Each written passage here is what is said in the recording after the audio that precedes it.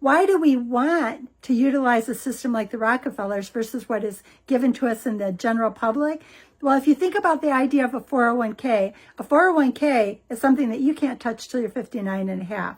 A 401k is something that has a lot of government rules around it. If you get desperate and you have to tap into it, you actually have to pay a penalty for using your own money before the government says you're of age to use it. Now, when you have a specially engineered and designed whole life policy or banking system, as we teach, you can actually utilize these life insurance policies cash value from any time in your life, and you don't have to answer to somebody else. You don't have to pay penalties.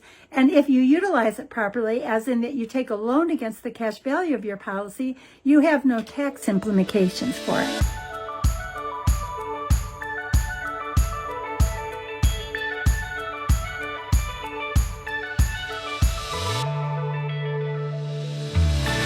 Hello, Money Multipliers. Welcome back to another episode of the Money Multiplier podcast. I'm your host, Hannah Kessler, and we ask ourselves, do our dollars make sense? So today we're going to be diving into a topic that so many families overlook when it comes to generational wealth, which is strategic gifting. And this isn't about handing out money or giving things away just to give them away. It's about using gifting as an intentional tool to transfer wealth, teach responsibility, and create a lasting financial legacy. Because remember, specifically just for the infinite banking concept, IBC should not just be inherited, it must be taught. And to help break this all down, I brought on someone who lives and breathes this conversation, Miss Tess Hulack. And for my people who've met Tess in person, y'all know exactly what I'm talking about. So she is a money mentor on the team, so some of y'all may have her as your money mentor as well. And Tess just really has a talent for simplifying complex concepts and showing families how to make real impactful moves with their money. So she'll get into it in this episode. And also, I encourage y'all, go and buy her book, Courage to Change. It is phenomenal. I mean, literally, the last chapter of the book made me cry. It's really good. So if you've wondered, how do I give money to my kids without creating dependency? Or how can I start passing down wealth even if I'm still building it for myself? This is going to be the episode for you. All right, without further ado, let's get into it. Hi everyone, my name is Tess Hulack, and today I wanted to talk to you about something that is near and dear to my heart and something that I hope can reach you and to be a gift to you and your family in the years to come. What I want to talk to you about is building generational wealth through strategic gifting. Now, this is a concept that the wealthy have used for many, many years, and it's something that I think all of us should entertain, engage, educate, and see if it's something that we can benefit from by introducing it within our own families. Before I get too far out of the gate, I want to introduce who I am. I am an individual who's a licensed insurance agent, and I have been around infinite banking and understanding this process that the wealthy use for probably about the past 6 years now. But in addition to that, I'm an insurance professional. I spent 30 years in insurance companies behind a desk preparing quarterly financial statements and reporting on the results. So I understand the strength of insurance companies from firsthand experience and from firsthand reporting. So what I wanted to talk to you today is about this process called generational wealth and the idea of how do we grow it and how do we keep it going on from generation to generation to generation. And for me, it's really close and near and dear to my heart, and not for the reasons that most of you would think. Many people come at this as a means of passing on what they've done in their lifetime to their children. Unfortunately for me, I was not able to have children, but that doesn't mean that I don't see the value in educating the world so that we can improve the standing of each generation that comes after us, which is kind of referred to in this community as the waterfall. every generation, and this even includes my own father, because this is something he's talked about my whole life, they want to leave their children in a better place than what they were in. But I think that comes with an additional responsibility. And the responsibility is that we educate and we show them how that these processes can be used to provide generational wealth, and how the tools are used so that they can continue this not only in this generation, but the next generation, and so on and so on. For any that are not familiar, but I know everybody's heard the name Rockefellers. It's interesting, but when I started on this process, I kept hearing that the Rockefellers were sixth generation family, 6 generations of wealth. And that is pretty impressive in and of itself. But after further research, I realized, no, they're 7th generation wealth. And that in a lot of ways is it's really impressive. Now, they had to have the right tools, they had to have the right education, and these are all things that many of us around these arenas have been learning about.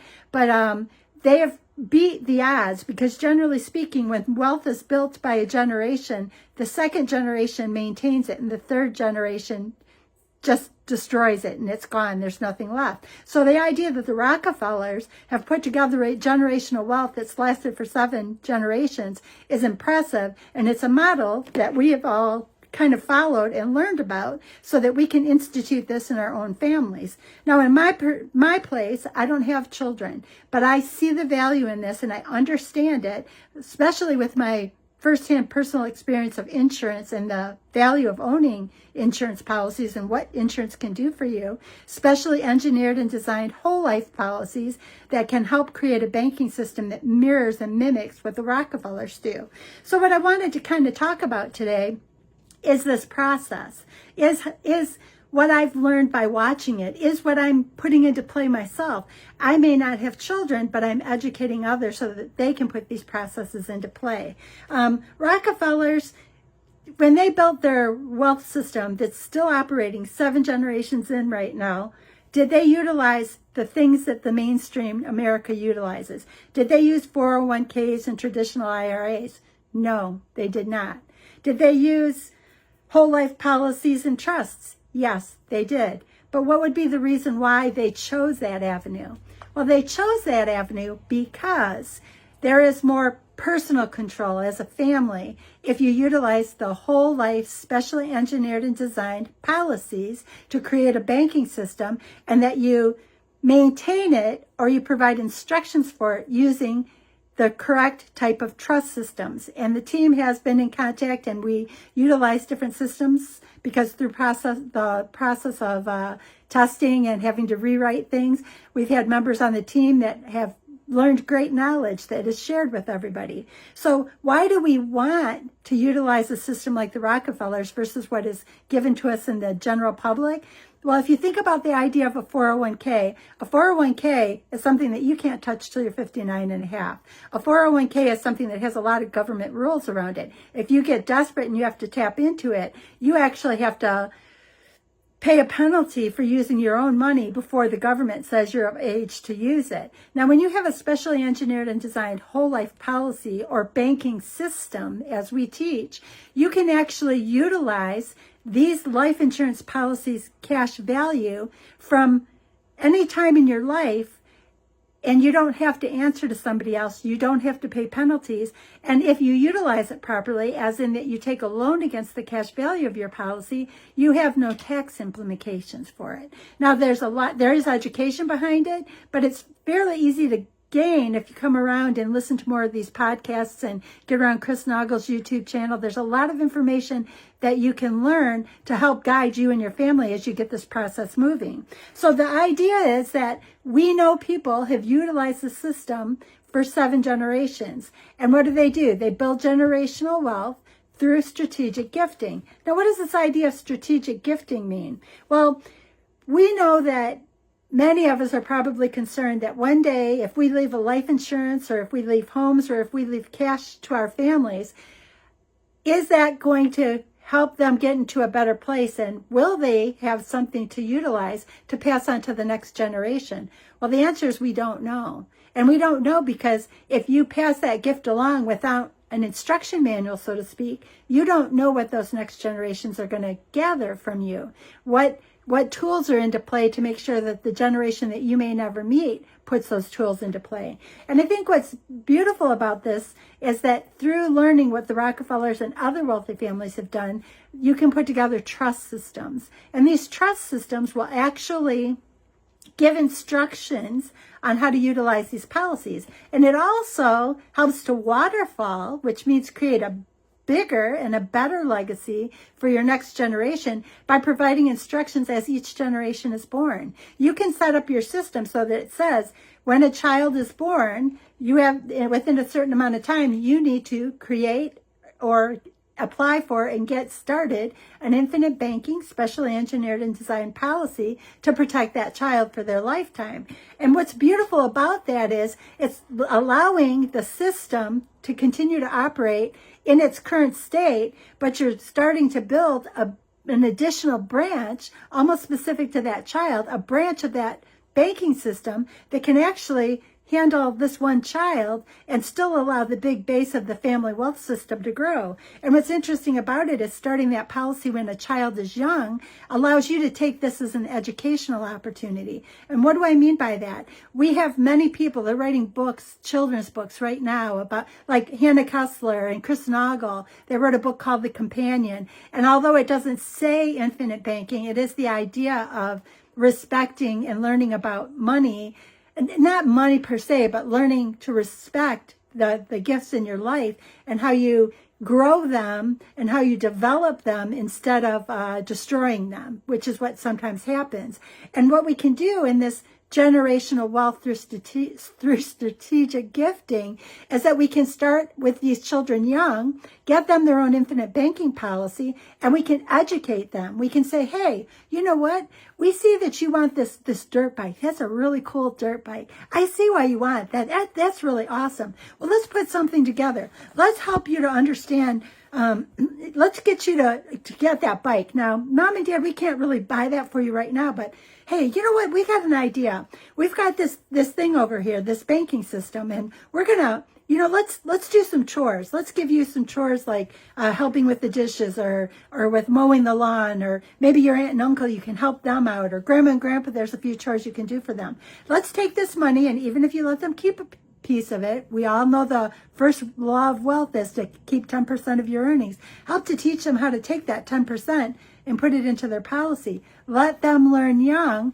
how to create their banking system, never really getting into mainstream banks that are going to keep the wealth. Let them learn to use their own banking system. And when they do that, they're starting to operate as a bank. When they build up enough within that policy, or there may already be enough in that policy, but you want to teach them about this policy, let them take the money out, let them buy that bike, and then let them turn around and start paying that back to their bank with the same things that you just taught them. Hey, let's mow the lawn. You know what? We want to clean out the garage. We'll give you this much money. You can keep this piece of it, but we're going to put 10% or more into your infinite banking policy, or what's known as your whole life policy. Hey, sorry to interrupt the episode here, but I want to take a quick break. If what you're hearing today has made you curious about infinite banking, how it works, I want you to go watch my free presentation.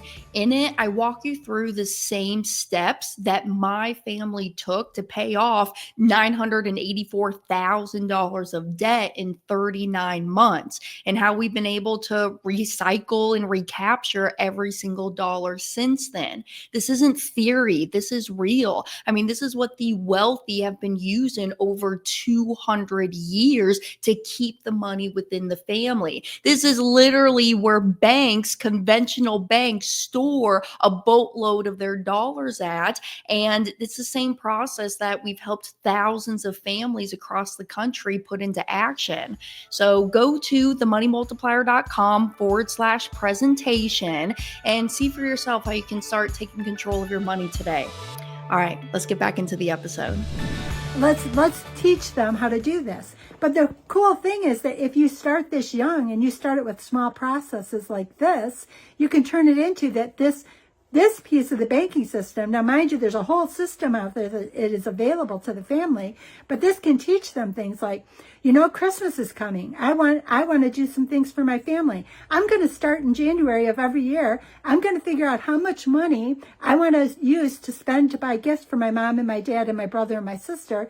Let's put a certain amount in every week. Let me talk to mom and dad about what chores I can do, put the money in, and then when it gets maybe November 1st, draw out the money from their policy, let them go through the process of buying Christmas gifts, and then have them pay it back. There are so many avenues for education that I think is unreal. So you can teach them with this infinite banking process how to use their own bank, how to keep that money within their own system so that forever they're growing or waterfalling this family generational wealth system so that 50 generations from now, if the Rockefellers are at the 7th generation, how many generations can we take this? Properly engineered, properly designed whole life policies and a trust structure that manages it, I think it could go on forever.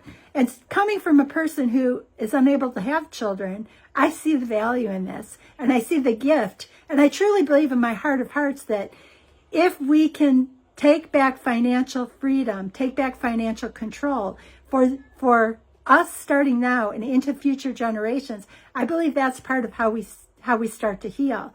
Money isn't evil, but it's the application of money that can be evil. If you're evil, having money just amplifies who you are in this world and it makes you more visible. But if you're a good person and you're a philanthropist by nature, you want to give and you want to help improve, then it elevates that. And I think sometimes, I don't want to say that people that are philanthropists, or sometimes, and I do know sometimes they feel like having money means that they're not living their purpose. And I think what we have to do is to turn some of that thinking around. I know I grew up thinking that money was evil, and I wish I had learned I wish I had known these tools before, because I could have put them into play and I could have been not only helpful in my voice, but I could have been helpful in financing to help other people to learn this process more quickly. So that's really where this is so important to me, is this generational wealth. Learn this process early and young. Start with your young children. Now, there are some rules about starting a policy for a young child. The parents need to have a policy as well. But that's a process that anybody on our team can help you to get through. And I think it's a beautiful thing when we teach generational wealth. I'm currently working to get 3 generations up and running. We started working with the grandmother, and she was understanding how important this process was. And while we're getting her through the process, I was continuing, and we've been continuing as a team to work with them to help them to understand all the benefits of this. And by the time their policy, or the grandmother's policy, was ready to be activated, it was like, how do we get my daughter and son-in-law in, and how do we get my grandchildren in? Because you can't get the grandchildren in until you get the parents. Because based on insurance underwriting guidelines, you need to have a parent have a policy before you can get a policy on the children. But the gift, I went into that just grateful to have somebody that we were educating, to learn, hoping that one day they would be able to teach their children and their children's children. And we didn't even get to the point where they were funding their policy, and they were already active on getting the next 2 generations going. And it made me to see that that's such a gift. We want to be able to teach every generation. These 2 grandchildren that are the 3rd generation in, they're young now. They're very young, like 5 and under. So this idea of generational wealth through strategic gifting, I've already talked to them about this idea of, hey, let's set up chores. Anybody that's connected to the family can help. Teach them to put that 10% away. Let them pull it out towards Christmas, and that's what they can use to buy gifts. And that makes them feel good. It's not like somebody went out and bought a gift and put their name on it. It's that the kid got to be a part of it. When they get to an age, we have people in our community that somebody made a policy for them 10 years ago, and now as a young adult, they use that policy to buy their first car, and they're taking the payment that they would have made to the bank, and they're recycling it back to their insurance policy, because when they do that, once they pay off the car, every dollar that they spent for that car will be back into their policy. So that's what this is all about. It's learning how to take what you were spending, redirect it. Instead of giving it to a bank, give it to your own personal banking system. But my piece and what I want to talk about today is how do we take it from not just that one person's policy in the system, but everybody in the family's system. And it's, when I see it, I wish I'd known about this sooner. But what my mission is now that, I don't have children that I can pass this on to, is that I teach it to you and to the neighbor and to the friends or the people that I meet at events. Help you to see that not only do I know that this is a beautiful gift to teach your children to respect money, but giving them that financial freedom, I believe, is part of healing that we need in this world. Because if you take away the worry of where the next dollar is going to come to pay for their rent, if you help get that system operating when they're young, I think it allows them to, in their adult years, to pursue the God-given gift. What they were told, what their heart and mind and their conversations with God or whatever you see as the higher power, it allows them to be in sync with what that message is. I think a lot of what's going on right now is that we're so trapped financially that we're not able to pursue our heart and our soul and our mind alignment, that gift that God brought us here to share, because we have handcuffs. We have financial handcuffs. And I believe that if we put this into play, we can change that. And I want to see that change for you, for your children, for your children's children. Nothing would make me happier than to be 15 generations down from now and say, look at that family, look at that family, look at all these families who have finally understood it. And then to see that the earth, that the world, we healed because we started to let go of the financial handcuffs that have been put around us, and we took back control, utilizing these specially engineered and designed whole life policies, where we learned to teach our children to take 10% and put it away, taught them how to take their money, to take it, put it into a policy, utilizing it as a banking system, recycle it, and keep using their own personal banking system instead of the banking systems created in the world that are actually taking a percentage for their personnel. Instead, why not create your own system where you are taking care of everything and keeping it inside your own banking system? So I think about this a lot, and I wanted to talk about something else too. There's a difference between liquidation and legacy. And I've been saying like generational wealth, and this is a legacy play. I want to figure out, or I don't have to figure out, it's already been figured out. I want to share with the world the idea of legacy using this generational wealth through strategic gifting, through teaching your children very young. And the idea is that two words come up a lot. The idea of liquidation or legacy. Well, how do we look at this differently? The current generation of people that don't understand finances or financial freedom, they get caught up in this idea that I have to work, I have to save, I have to limit what I spend, and I hope at the end of the day I have a little bit more left to give my children than what my parents were able to give me. And I know this firsthand because that has been in my entire life what I've always heard my dad say. I want to be able to one day leave you more than my parents left me. Now as a child, that breaks my heart.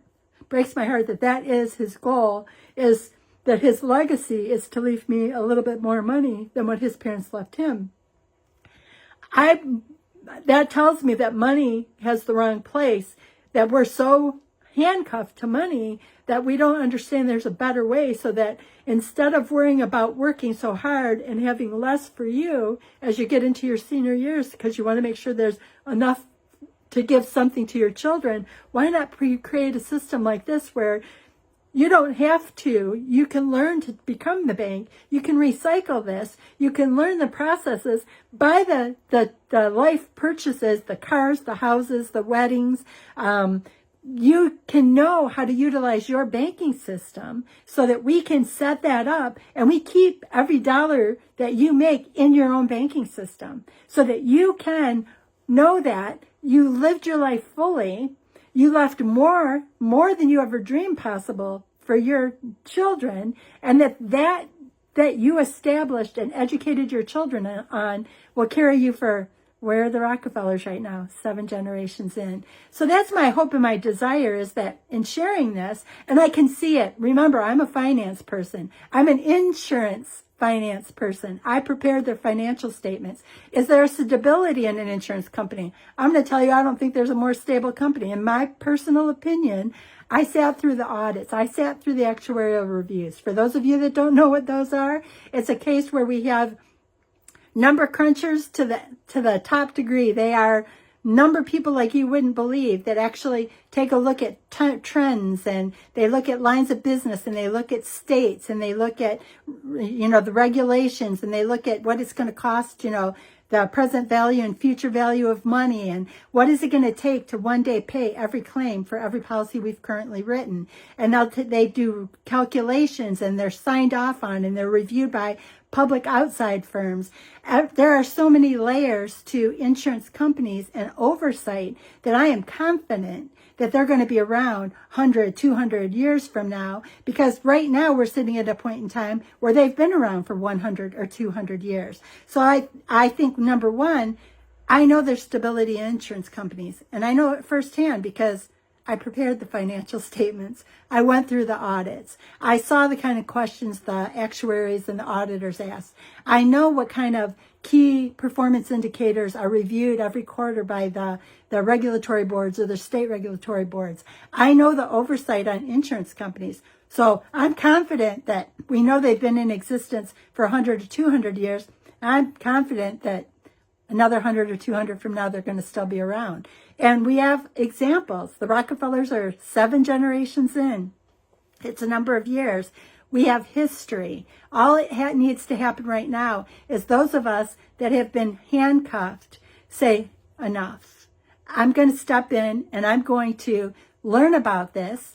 I know I might take some missteps along the way, but I'm going to teach generational wealth to my family. I'm not just going to try to give them more money the day that I'm no longer here, but I'm going to try to teach them a process so that they can waterfall this knowledge to every generation that follows them.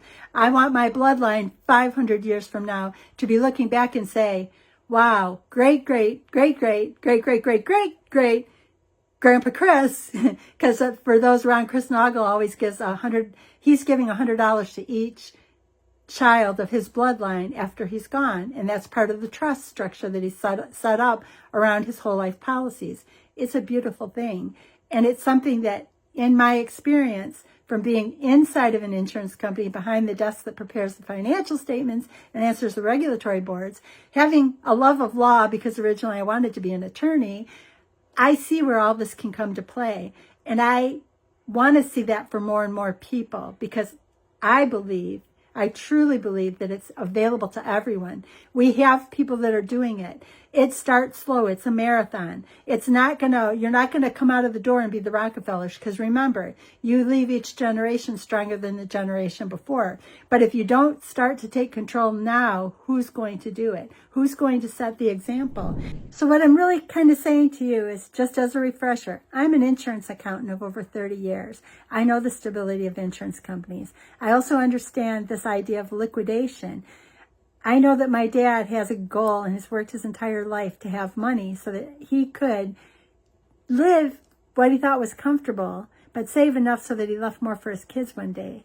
But if there's an opportunity where you can create generational wealth and you can teach your family so that they can handle things in a different way, where they can create waterfall of more money for each following generation, that you can have that trust structure set up and have this whole banking system set up to where each new member of the family has a policy start and they can fund their life with it. They can fund the dirt bike purchase. They can fund the purchase of their first home. They can fund their education. They can fund their wedding. They can fund opening a business. And there's no handcuff that stops them from digging deep and having that conversation between their heart and their mind and their God, so that they're living the purpose that they were brought here to live, so that they can be honest to what was their God-given gift. And I think that's part of the problem in this world today, is that we're all struggling against something that we don't know how to fix. We're all financially handcuffed. And it's financially handcuffed because this process isn't commonly known like I think it should be. I can't pass this on to my children, so my hope and my dream and my desire is that I can help you to understand the value of it, to at least dig in and learn, to understand that there is a possible better alternative if you want to learn. Working with the 3 generations right now, there's nothing better than when there's training and I see their names on, that they're learning, and they're calling me after the training's over with, wanting to understand more, because it is their desire that they are going to waterfall and create through generational, they're going to create the system for themselves. They're going to intentionally educate. They're going to intentionally build a house for each new member. And they're going to intentionally get rid of the financial handcuffs and live the life that is between their heart, their mind, and their God. And I want to see that for you. You want your money to continue growing. You want to know that you never have to liquidate the principal. If I didn't mention it, these life insurance policies are written with non-direct recognition companies, which means that even though you're taking a loan against your cash value, they never reduce it. So when your interest and dividends are paid every year, they're paid off of the full amount that you have put in as premium deposits. Why? Because your death benefit is a collateral. It's a collateral tool. They know that if anything happens to you, the money that you've already paid in, they can reduce the death benefit and send it to your family. Because your death benefit could be $1 million, but you, as a person paying premium in, may have only paid in $10,000 or $20,000. You may have earned interest on that $20,000 for a year or two, but that's the only amount you can take out in the cash value. The death benefit is the collateral. So if you're taking money against it, they'll just reduce that if anything unfortunately happens to you. So your family will always be protected, and you have the ability to break those financial handcuffs and give your family a chance to live life differently. And that's my hope. I can't change my next generations because there will be none. But I can hopefully give you a chance so that you live your life differently. And it is my goal. So what I want to do is I want to leave you with this thought before we separate for today. Generational wealth isn't an accident. It's built on intention, wisdom, and structure. Infinite banking gives you the system. Gifting gives you the opportunity to plant the seeds in your lifetime. And together, they create a legacy that will bless your family for generations to come. If you'd like to learn more, I'll be happy to send you a free copy of my book. And my book is called Courage to Change. It's a book that I haven't told you about, but on this journey, when I started to learn about infinite banking, I had to challenge everything that I knew. And part of it goes back even to a weight loss journey. I started some years ago at a BMI of over 60. I've had to overcome a lot of thoughts in my mind to get myself to a place where I am in my life. And as part of that journey, I wrote a book called Courage to Change. So as part of this, I will give you a free copy of my book, Courage to Change, as a thank you for listening to me and for maybe, I hope, digging in to learn more for yourself. Just reach out to me and let's have a conversation about how you can begin building your generational wealth today. Because there will be nothing happier for me than the day that I look down from heaven and see that somebody that I was able to touch through this has a family with 7 generations, 8 generations, 14 generations, 21 generations of people that were able to break the financial handcuffs and live a life that was true to their heart and their mind and their soul, and that they were able to help to create a better world. That's my hope and my desire for you and for me and for all of us. Thank you and have a beautiful day. Such an amazing conversation with Tess. Tess, thank you for coming on and sharing your wisdom and your knowledge. And I hope this episode opened your eyes to how powerful intentional gifting can be, not just for wealth transfer, but for building discipline, character, and long-term financial confidence in the next generation.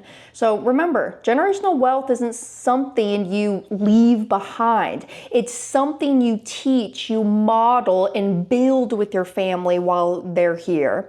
So if you want to learn more about the infinite banking concept, you can go to our website, themoneymultiplier.com/presentation, and specifically how IBC ties into strategic gifting and how to use the policy to fund the gifts, teach stewardship, or even set up your own family banking system. You can go and find us over there.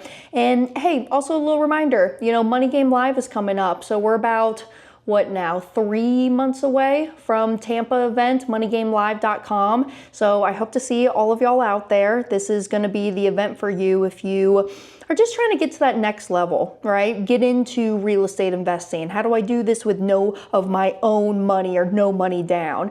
How do I really create more passive income streams for myself and my family? So I hope to see y'all there. Again, moneygamelive.com. And make sure you're subscribed, all right? Leave a review, share this episode with someone who wants to create a legacy that lasts. And until next time, keep taking control, keep thinking generationally, and keep multiplying your money. Until next week, bye Money Multipliers. Hey y'all, thanks for tuning in. If you enjoyed this content, click right here and it will take you to last week's podcast episode. I will see all of you beautiful money multipliers next week. See you then.